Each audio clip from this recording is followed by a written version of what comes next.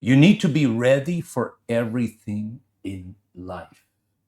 Have you heard about that? So that's not completely true because things happen when we least expect it. Sometimes you can be ready for something and something completely different happens. Sometimes things are thrown at us in life that we are not ready for. For example, if you receive a phone call right now during this program, and your employer tells you, we are terminating your contract. That's not something you were ready for. If you receive a phone call right now, God forbid, but your husband, your wife is telling you out of nowhere, I want out, I want a divorce, the marriage is over. You're not ready for this. In short, it sounds nice to be ready for everything in life, but it doesn't work like that. So the truth is that you cannot be ready for everything in life, but you can be prepared. You can be prepared. You can be alert. You can be vigilant.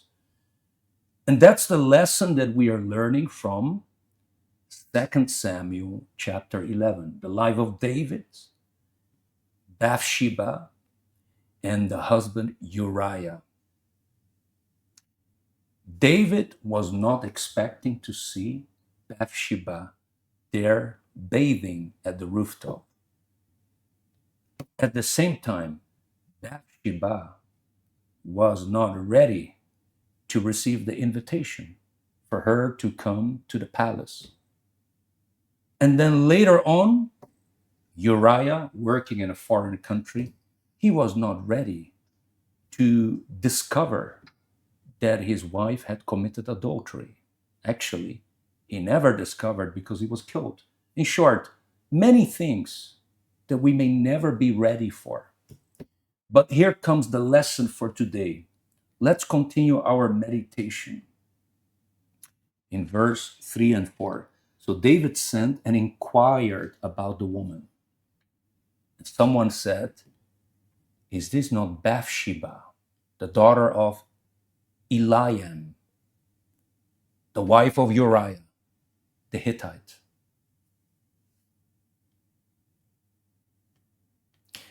Then David sent messengers and took her, and she came to him. And he lay with her, for she was cleansed from her impurity, and she returned to her house. Okay. It's clear that he inquired, who is this woman? Then he received the reply, she's a married woman. She's taken. That's the wife of one of your soldiers. Not the answer he was looking for. He would have hoped she's a single lady, spinster, and she's not committed. That would have sounded like the right scenario for him. He wasn't ready to hear that. But even so, he broke the rules. He said, I don't care. I want you to bring this woman over. Now, the moment Bathsheba received the messengers and they told her, look, come over to David, so and so, do you know that she had the power to say, I would like to decline this invitation? And even so, that in olden times, people were more conservative. And I don't know if you have this habit, but we have this habit. Wherever I go, my whereabouts or wherever you go, we keep ourselves informed. I'm over here, I'm over there, I'm in the groceries, I'm in the church. In short, there's communication and contact, right? Today's even much easier because all that it takes is one message. But you see here that when a person is not prepared prepared spiritually. Spiritually prepared, meaning to be prudent. A person that is prudent is a person that can foresee danger, can read danger, can anticipate danger, and calculate danger. When a person is prudent, they may not be ready for problems that come to them. We're not ready to receive typhoon number 8 if it comes out of the blue. Okay? But we can be prepared.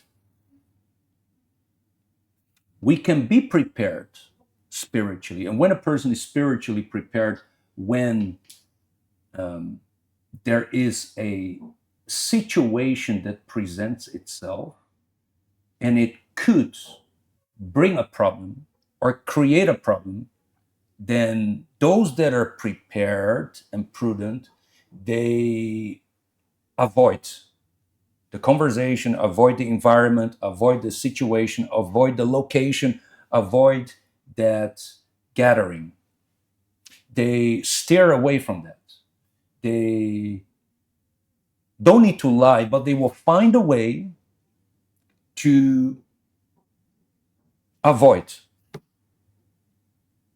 And that's being wise. That's being wise. Sometimes we have to decline in order to protect. And in this case, David wasn't man enough to go himself. He sent messengers. He inquired because he did not want to be, he didn't want to reveal himself. He didn't want to be seen. And normally, this is how sin works. Sin normally doesn't work in public, showing itself. Normally, sin hides and sin works in a way quietly. And whoever is prepared can read. Okay, in this moment when he sent messengers, he inquired, the sin had not yet been committed, but the transgression had already been committed. And then it was just a matter of time for the progression of sin, from sin to transgression, from transgression to iniquity. And Bathsheba, she didn't say no. She didn't refuse the invitation. She came to him. Yeah, she came to him. So we talk a lot about David. The Bible doesn't say she was forced. Yeah, she wasn't forced. The Bible, a lot of people put the spotlight on David, but we cannot forget that she willingly, voluntarily, she chose to go there and sleep with David. And her husband working in another country, he thought, okay, my wife is faithful and she's at home. And if her husband was faithful in another country, it means that the wife could also be faithful away from him, because it works both ways, right? Yeah, a lot of people will think about feelings, emotions, and excuses and reasons to justify, but she was alone and her husband was working abroad. They've been away from each other for so long. But what do you think the husband was doing? He was not on holiday. He was faithful, working hard, loyal to her. If he was able to remain faithful to her, she could have done her part and do the same thing. But in that moment, she allowed her heart to speak louder than everything else. And when a person uses their heart, when they use their emotions, so they will never be prepared for anything. To be spiritually prepared for the devil's attack, the devil's temptations, to be spiritually prepared for the devil's plans against our life, we need as much as possible to remove emotion away from our faith and walk by faith, live by faith, reason by faith, and also be alert. It's everything to do with the mind, to be alert, to be watchful, to be attentive. You know, you are speaking and I'm thinking here, it's so easy for us to judge, right? It's so easy to say, how dare she to do that? How dare him to do that? But this happens very frequently in nowadays. For example, how many times I spoke to people, ladies, that they told me, look, I committed a sin. Well, what was your sin? Oh, I entertained someone online. I knew it was wrong, but then I was just thinking, just fool around. I'm not going to do anything wrong. They didn't see that text, that invitation, that knock on the cell phone, that message that seems so innocent, to be the beginning of their fall. And they just said, oh, what's the problem for me to say hello? And from then, they went, the same thing happened like David and like Bathsheba, right? The same thing. They entertained something that seemed so harmless. Okay. And then it developed into a sin, sleeping with someone else, right?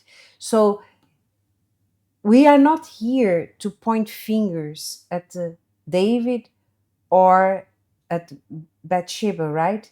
Nor to the people listening to us. But this is just a wake-up call for us, and for us to be attentive. Like you said, no one is ready to face temptation.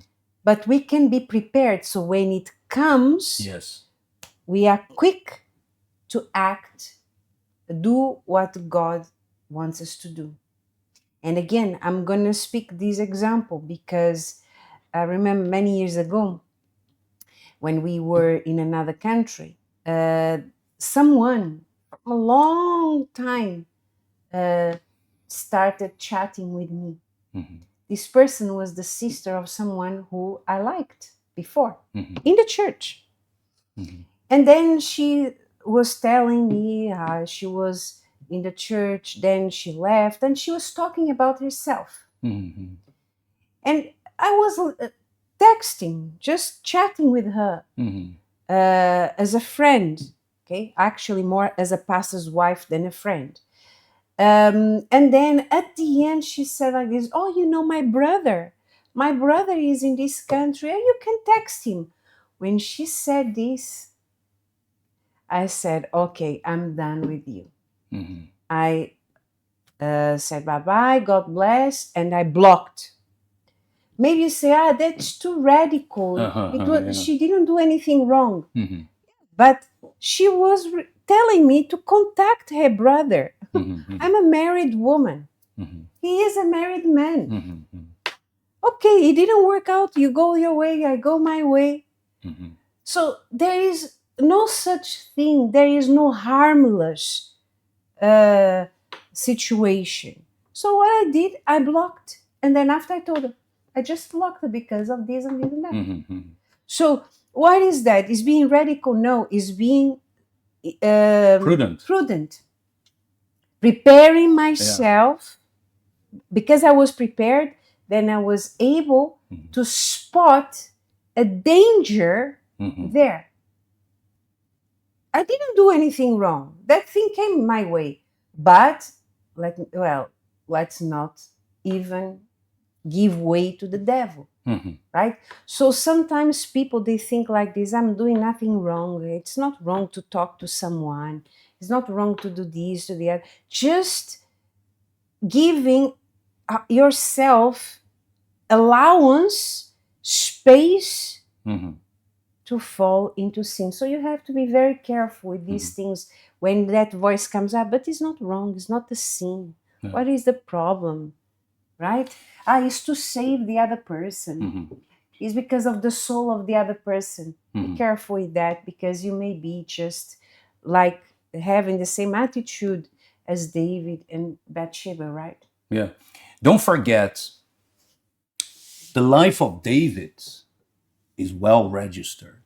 The most successful king in the history of Israel, famous, popular, a man after God's own heart.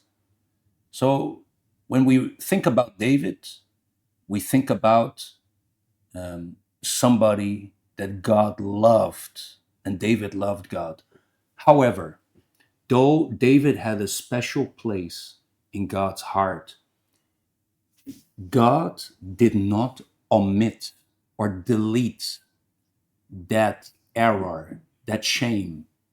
God left that page about his slip up when he committed adultery and murder, because he killed the husband of the wife.